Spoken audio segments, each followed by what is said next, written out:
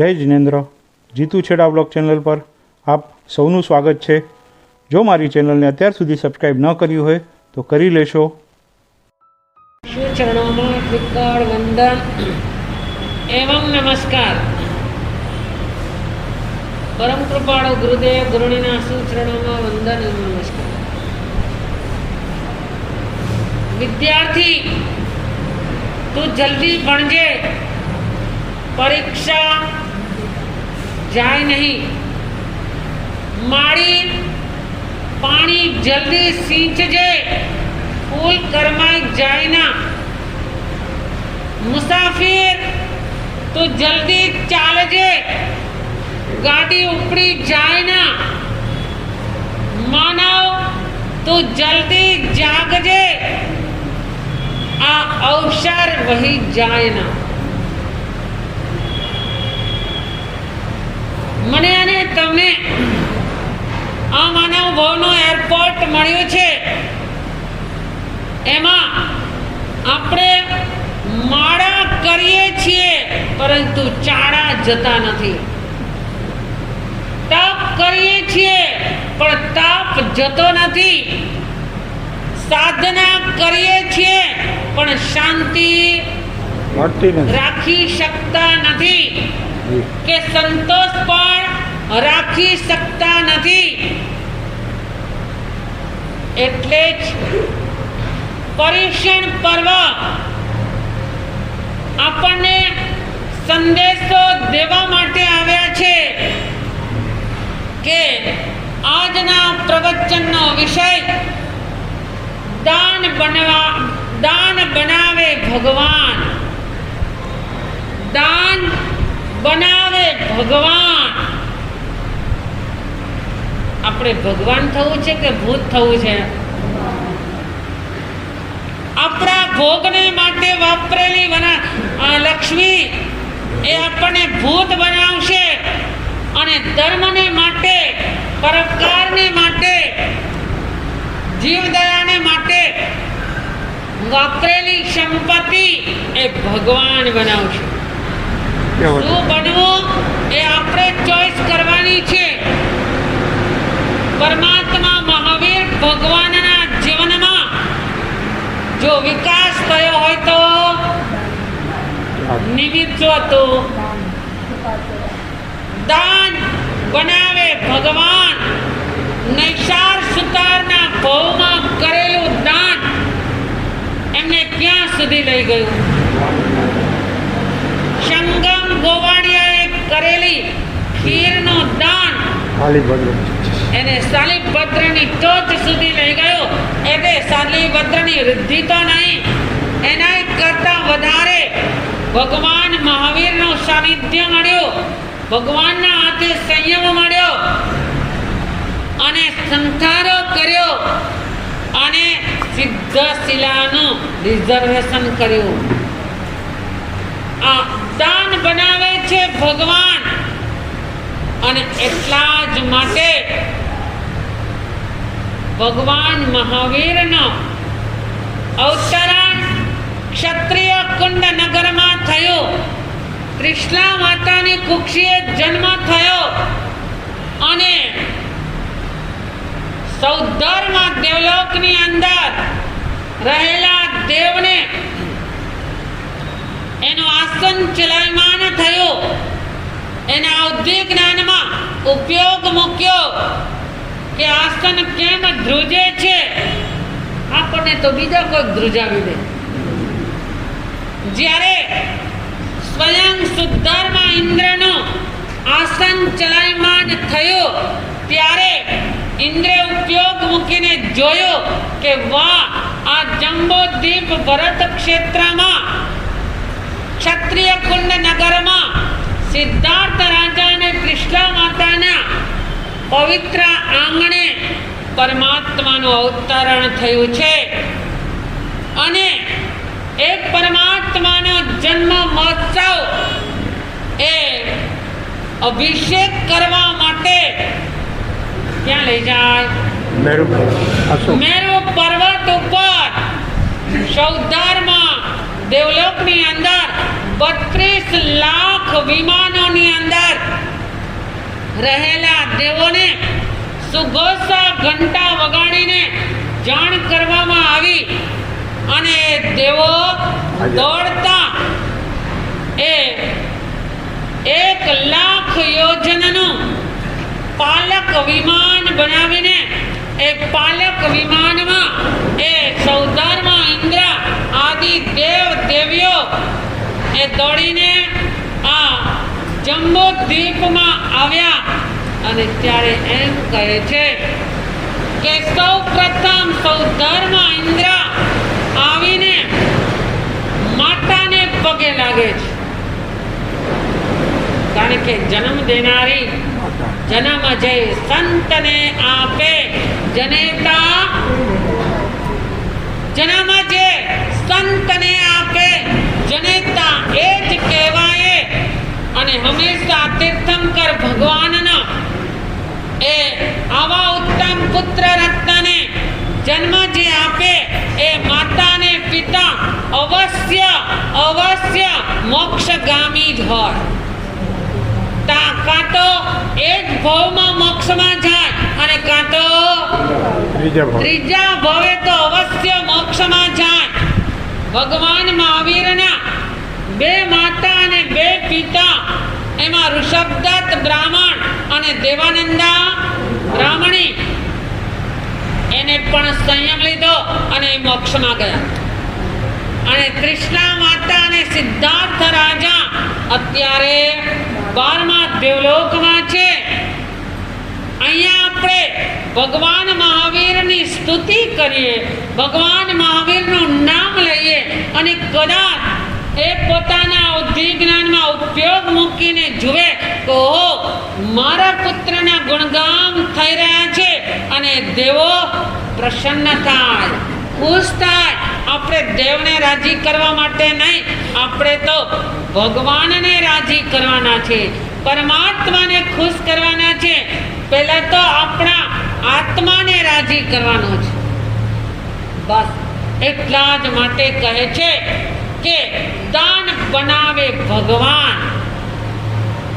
એકવાર અકબર બાદશાહ અને બિરબલ બંને જણા નગરચર્યાએ નીકળ્યા છે અને એકાએક બાદશાહના મનમાં एक सवाल जाग्यो, बिरबल जी अभी अभी हमको जवाब चाहिए, सबसे बड़ा दान कौन सा होता है? સૌથી મોટામાં મોટું દાન કયું છે? ત્યારે બિરબલ પણ એનાથી વધારે બુદ્ધિશાળી અને બિરબલે કહ્યું, महाराजा इस प्रश्न का जवाब अभी नहीं मिलेगा, समय पर मिलेगा. અને હંમેશા સમય ઉપર જ બધું કહે છે ને કે જ્યારે સમય પાકે ત્યારે એનો રિઝલ્ટ આવે છે. એટલે બિરબલે કહ્યું, મહારાજ આ વચન તમારા ભંડારમાં રાખો, સમય આવશે ત્યારે આનો જવાબ દેવામાં આવશે. બાદશાહે કહ્યું, કુછ વાંધા નહીં હે, ચલો આગે बढ़ो. અને એમ કરતા કરતા એ એકવાર રાજ દરબારમાં બાદશાહ અને બિરબલજી બેઠા છે અને ત્યાંના જે એક નગર શેઠ હતા, એકાએક એનો પુણ્યનો પાનો પલટાઈ ગયો. ધમ ધકતો એ ધંધો હતો અને એ ધંધો બેસી ગયો. લેણિયા તો વધી ગયા અને દેણિયા તો ફરાર થઈ ગયા. અને આ શેઠના ઘરે લેણિયાત લોકોની લાઈન લાગી. શેઠજી, અમારા આટલા બાકી છે, અમારા આટલા બાકી છે, આ આપો તે આપો. શેઠની પાસે જે કંઈ હતું એ વેચીને પણ દેણું ભરપાઈ કર્યો, પણ હવે એમની પાસે કાંઈ નથી. એના 4 દીકરાઓને પરદેશ કમાવા માટે શેઠે મોકલી દીધા. અહીંયા શેઠ અને શેઠાણી 2 જણા રહ્યા. સમજાય છે કે ઊંઘ આવે છે? અને શેઠ અને શેઠાણી 2 જણા રહ્યા, પણ હવે કમાવનારના કોઈ ન રહ્યા. આવક બધી બંધ થઈ ગઈ અને જાવક તો હજુ આ છે. સમયની વાત. એક દિવસનો કરોડપતિ રોડપતિ બની શકે છે, અને એક દિવસનો રોડપતિ કરોડપતિ પણ બની શકે છે. આ ભાગ્યનો પાનું આપણા હાથમાં નથી. ક્યારે પલટાઈ જાય એ કોઈને ખબર નથી.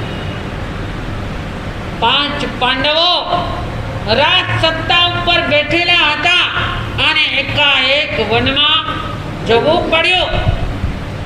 એટલે આ પેલા શેઠની પાસે કાંઈ રહ્યું નહીં.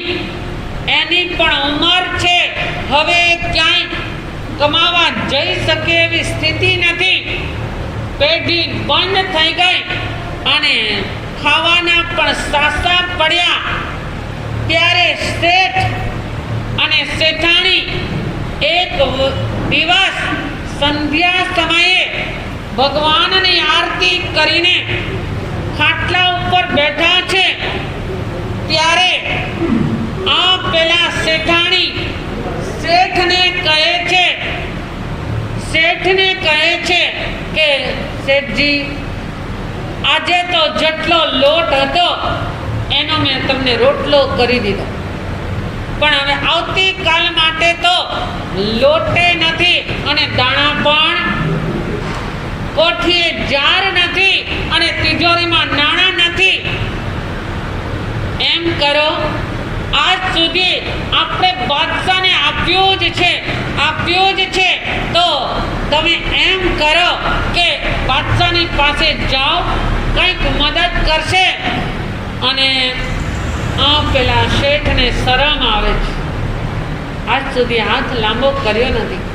આમાં દેવાના સંસ્કાર છે, લેવાના બોલે તો ખરા. આપણે અહીંયા કયા સંસ્કાર છે? દેવાના છે ને લેવાના છે.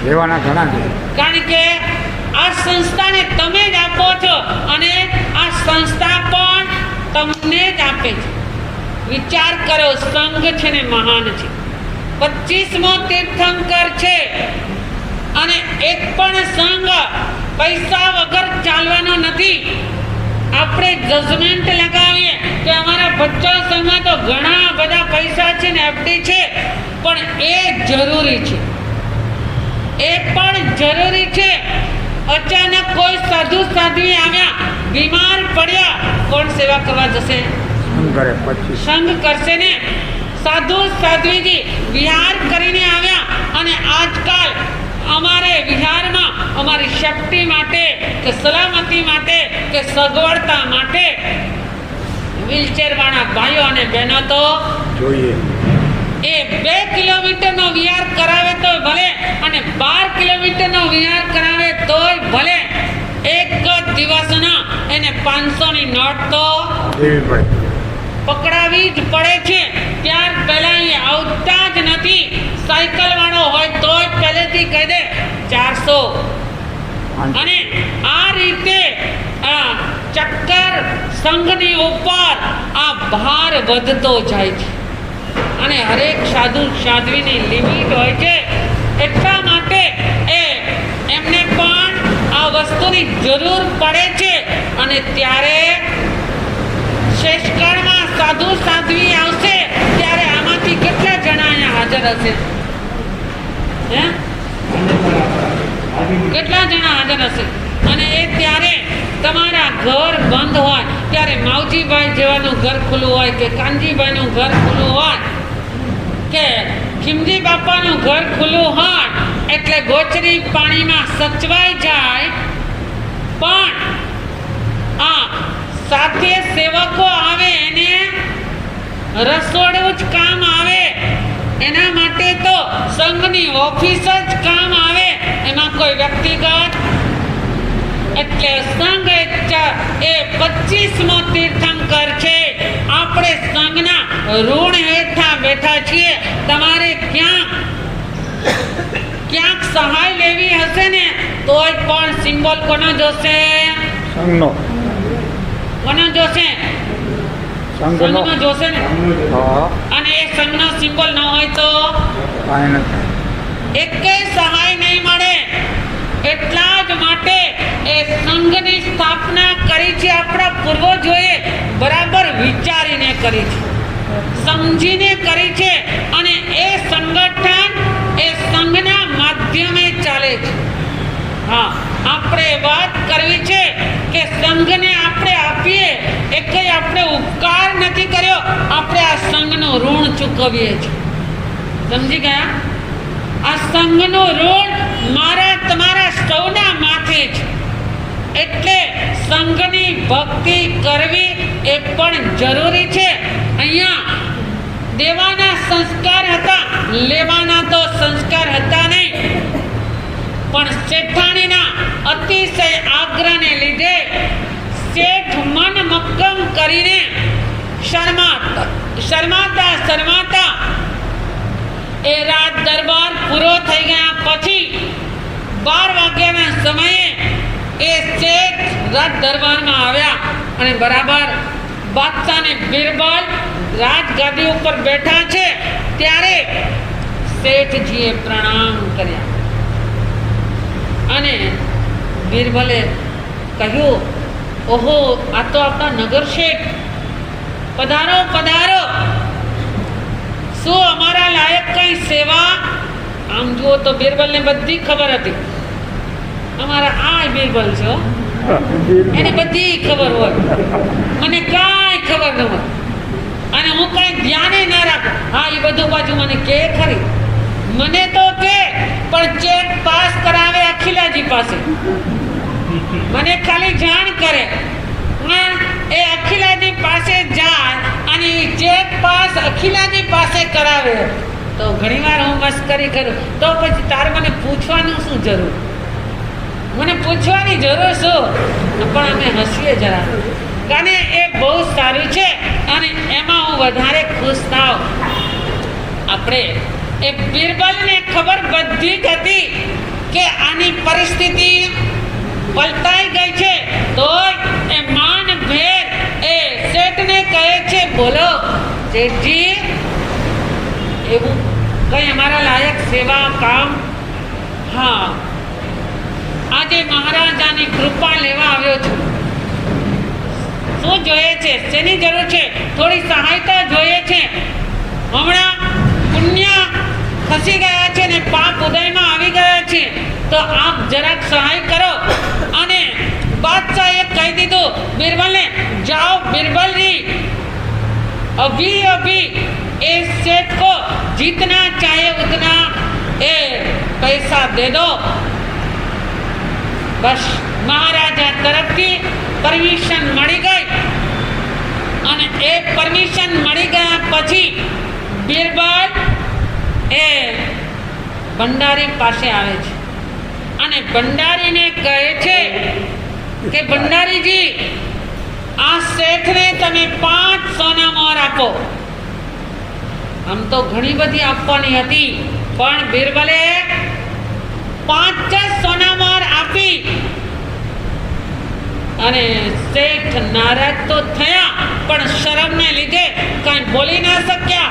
5 સોના મોહર લઈને શેઠ મહારાજાને પ્રણામ કરીને એ નીકળ્યા રાજ દરબારમાંથી. પણ ગામમાં બજારમાંથી ચાલતા એને શરમ આવી કે કોઈ પૂછશે કે અત્યારે તમે ક્યાં ગયા હતા તો કેવું ભારે પડશે. એના કરતા ગામની બહારનો રસ્તો લઉં. અને ગામની બહારનો રસ્તો લીધો. તળાવની પાળ ઉપરથી પસાર થતા હતા અને એ જ વખતે એક પારધી એને સામો મળ્યો અને પારધીના હાથમાં એક હંસ હતો. હંસ ચિચિયારી પાડતો હતો અને એ પારધી પરાણે એને ઘર તરફ લઈ જતો હતો. અને શેઠે કહ્યું, એ તું આ શું કરે છે? આ હંસને શું કામ પકડ્યો છે? આટલો બધો રુદન કરે છે તો તું શું કામ એને પકડીને ઘરે લઈ જાય છે? અરે આ તો મારો ખોરાક છે, એને તો હું ઘરે લઈ જાઉં, તારે એમાં પૂછવાની જરૂર નથી. અરે તને કહું, તું આ હંસને છોડી દે, મને બહુ જીવ બળે છે. આ જીવદયા પ્રેમી શેઠ દિલમાં દયાનો ભાવ જીવો પ્રત્યે વહે. અને એ જ વખતે એને કહ્યું કે આને તમે છોડી દો. નહીં છોડું, મને કંઈક દે દામ, મને કંઈક પૈસા દે તો હું તને છોડી દઉં. તો લે, હું તને 1 સોનામોહર આપું. એની પાસે કેટલી સોનામોહર? 5 સોનામોહર છે. અને એને પોતાને કેટલી જરૂર છે? 100 સોનામોહર. જેટલી જરૂર તમને નથી એનાથી વધારે જરૂર એને છે. અને એ જ વખતે આ પેલા 1 સોનામોહર આપી તો કે નહીં, 1 સોનામોહરમાં શું થાય? મારા 4 દીકરા છે, મારી ઘરવાળી છે, એટલા બધાનો પૂરો આ 1 સોનામોહરમાં ના થાય. અને આ હંસને હું નહીં છોડું. અરે તને હું 2 સોનામોહર આપું. હવે કેટલી રહી? અચ્છા, અરે આ 2 માં કઈ ના વળે. ચાલ જા, હલતો થા. આ હંસને તો હું ઘરે લઈ જઈશ. અને અરે ભાઈ, તું એમ નહીં કર, આ હંસને તું મારતો નહીં, આને જીવાત. અરે મારવો કે તારવો એ મારા હાથમાં છે, તારે કંઈ પૂછવાની જરૂર નથી. અને પેલાના દિલની અંદર દયા આવી અને કહે છે, હજુ હું તને 1 સોનામોહર આપું, તું આને છોડી દે. તો શું કર્યું કે નહીં, 3 થી કાંઈ નહીં મળે. અરે 4 આપું. હવે કેટલી રહી? 1 જીવને બચાવવા માટે શેઠ 4 સોનામોહર દેવા તૈયાર હતા. અરે શેઠજી, મને તો પૂરી 100 સોનામોહર જોઈએ તો હું આ હંસને છોડું. અને શેઠ કહે છે, જો મારા ખિસ્સા તપાસી લે, અત્યારે જ બાદશાહ પાસેથી હું 5 સોનામોહર લાવ્યો છું મારી આજીવિકા ચલાવવા માટે. પણ તું આ હંસને જીવતો છોડી દે તો હું તને 5 આપી દઉં. 5 સોનામોહર હું તને આપી દઉં. અને આ પેલા શેઠની વાત ઉપર પેલો શિકારી મજબૂર બન્યો અને કહે છે કે ભલે, ચલો કબૂલ, તું મને 5 સોનામોહર આપી દે, હું તને હંસ આપી દઉં. જુઓ, પોતાનું પેટ ખાલી છે, પોતાની તિજોરી પણ ખાલી છે, ઘરવાળી પણ ભૂખી છે, તોય છતાં અને માગીને લાવેલી એ 5 સોનામોહરો 1 જીવને બચાવવા માટે એને આપી દીધી. અને ત્યાર પછી એ હંસને એ પારધીના હાથમાંથી લીધો, 5 સોનામોહર આપી દીધી. પારધી રવાના થઈ ગયો અને આ હંસને લઈને જ્યાં એ તળાવની પાળ ઉપર હંસનું ટોળું હતું ત્યાં જઈને આ પેલા હંસને રમતો મૂકી દીધો. અને એ જ વખતે પેલા હંસ એ અત્યંત ખુશ થવા લાગ્યા કે હંસ, આપણા પરિવારનું એક ફૂલ આપણી પાસે આવી ગયું. એ બધા ખુશ થઈ ગયા, નાચવા લાગ્યા. અને આ શેઠ આ જોઈને આનંદમાં આવી ગયા કે ભલે હું ભૂખ્યો છું, એમ કહે છે કે પેટની ભૂખ તો હજુ શાંત થશે, પણ પટારાની ભૂખ ક્યારે શાંત નહીં થાય. આ શેઠ સંતોષી હતા અને એને આ હંસની ખુશી જોઈને રાજી થઈ ગયા. વાહ વાહ. અને હંસ અને હંસલી એકબીજાની સાથે વાત કરીને કહે છે આપણા બચ્ચાને આપણા સુધી પહોંચાડ્યું છે, અભયદાન આપ્યું છે, તો આપણે આ શેઠને કંઈક આપીએ. આ શેઠને આપણે કંઈક આપીએ.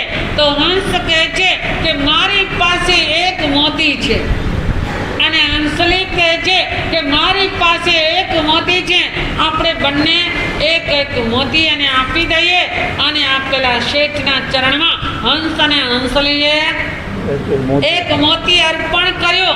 અને એ મોતી અર્પણ કર્યા પછી શેઠ પણ એમનો આભાર માનીને ઘરે ગયા. ઘરે ગયા પછી શેઠાણીને કહે છે જો આ બે મોતી છે, મોતી તો બહુ સારા છે, જાઓ અત્યારે ઝવેરીની દુકાને. બીજી કોઈ વાત શેઠ કરતા નથી. અને તમે તો બધી અહીંયા પહેલાં પૂછો ક્યાંથી લાવ્યા, કહેવું પડે. મારે કહેવાની જરૂર નથી કે તમે તો ઘરે જાઓ એટલે આખો ચોપડો. અરે તમને તો કે, પણ અમે જઈને તો અમને કે અમારી પાસે આખો ચોપડો વાંચે. આજે મેં આમ કર્યું, આમ કર્યું, આમ કર્યું. આ શેઠ કઈ જ વાત કરતા નથી. અને શેઠ ઝવેરીની દુકાને ગયા અને ઝવેરીએ કહ્યું કે આ તો મોતી છે, નર અને માદા છે. નર અને માદા છે અને એક એક મોતી સવા લાખનો છે. પણ શેઠજી તમે એમ કરો કે માદાનું આપેલું મોતી એ તમારી તિજોરીમાં રાખો, અને નરનું આપેલું મોતી તમે જ્યાં વેચો ત્યાં 1.25 લાખમાં આપજો. એના ધનના ભંડાર ભરાશે અને તમારી પાસે એ રાત પડશે એટલે એ પેલું નરનું આપેલું મોતી એ તમારી તિજોરીમાં આવી જશે. એટલે બીજે દિવસે સવાર થશે ત્યારે બેના બે મોતી થઈ જશે. આવી આઈડિયા આ ઝવેરીએ આપી. આવી આઈડિયા તમને મળી જાય તો આના ગાવાનું ભૂલી જાય. એક આઈડિયા બદલે દે દુનિયા. એટલે આ પહેલા શેઠને સોની દ્વારા આઈડિયા મળી. અને આઈડિયા મળતા એક જ એને સૌથી પહેલા બજારમાં જઈને આ એક મોતી લઈને એ ઉભા રહ્યા. 1.25 લાખનો એક મોતી છે, જેને પણ લેવું હોય તે લઈ લો. અને એક નગર શેઠે એક મોતી લીધું 1.25 લાખનું. અને એના તો ઘરે ધનના ભંડારા ગાડા આવવા લાગ્યા. અને સવાર થયો ત્યાં મોતી શેઠની તિજોરીમાં આવી ગયું. બીજે દિવસે પાછા વેચવા નીકળ્યા. બીજા શેઠે લીધું, પ્રધાને લીધું, મંત્રીએ લીધું, રાજાએ લીધું. પછી તો કેટલાય લોકો લેવા તૈયાર થયા અને બધાને લાભ થયો. આ દેવાધિષ્ઠ મોતી હતું. એટલે આ બાજુ શેઠના ભંડારો ભરાવા લાગ્યા. અને બીજી બાજુ જ્યાં જ્યાં મોતી જાય ત્યાં વૃદ્ધિ થાય. અને આ બાજુ શેઠની હવેલી જે ડૂબી ગઈ હતી એ હવે ફરીને તેજીમાં આવી ગઈ. ધંધો શરૂ કર્યો, દીકરાઓને બોલાવી લીધા અને ધમધોકાર પેઢી ચાલુ થઈ. અને બીજી બાજુ શેઠે એ હવેલી જે પોતાની ગીરવે મૂકી હતી એ છોડાવી દીધી અને એ હવેલીમાં રહેવા માટે ગયા. તો શેઠને વિચાર આવ્યો કે આ ફરીને હવેલીમાં હું રહેવા આવ્યો છું, એનો પ્રભાવ છે કે મેં એક જીવને અભયદાન આપ્યું, એનો આ પુણ્ય પ્રભાવ છે. એટલે એને હવેલી ઉપર નામ લખાવ્યું કે અભયદાન. શું લખાવ્યું? અભયદાન. અને ફરીને સમય જતા એ શેઠ તો જાઓ જલાલીમાં ફરીને પાછા આવી ગયા. અને બિરબલ અને બાદશાહ ફરીને બિરબલને ખબર હતી કે શેઠની સંપત્તિ આવી ગઈ છે. શેઠે હવેલીમાં રહેણાંક કરી દીધો છે અને એ શેઠ બરાબર સુખી છે. અભયદાન લખાઈ ગયું છે એટલે બાદશાહને લઈને એ જ રસ્તા ઉપરથી પસાર થાય છે અને બિરબલ કહે છે, મહારાજા ખડે રહો. અને રાજા ઘોડા ઉપર બેઠેલા ઊભા રહી ગયા અને ઊભા રહીને કહે છે કે महाराजा उस दिन आपका सवाल था. कयो सवाल હતો?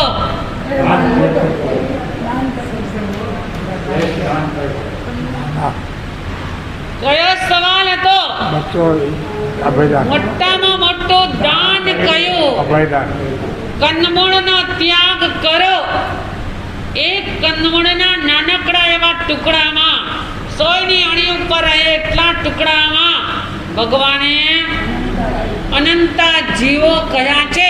આ શરીરના સુખની ખાતર, આ જીભના સ્વાદની ખાતર કેટલા જીવોની આપણે કતલ કરી નાખીએ છીએ. આ કેટલા જીવોની કતલ કરીએ છીએ કંદમૂળ ખાઈને. એટલા માટે ભગવાને અભયદાન દેવા માટે કંદમૂળનો ત્યાગ કરવાનું કીધું છે. સમય થઈ રહ્યો છે ત્યારે बिरबलजी कहे छे, बादशाह ये आपका सवाल का जवाब यही है कि सबसे बड़ा दान कौन सा है? हमारे कहवानी નથી જરૂર. બરાબર જાગી ગયા. એટલે જાગી તો ગયા પણ સમજી ગયા. જે સમજ્યા હશે ને એ જ કંદમૂળની બાધા. એટલે આ જ્યારે મહારાજાને કહ્યું કે મહારાજા સબસે બડા દાન અભયદાન છે.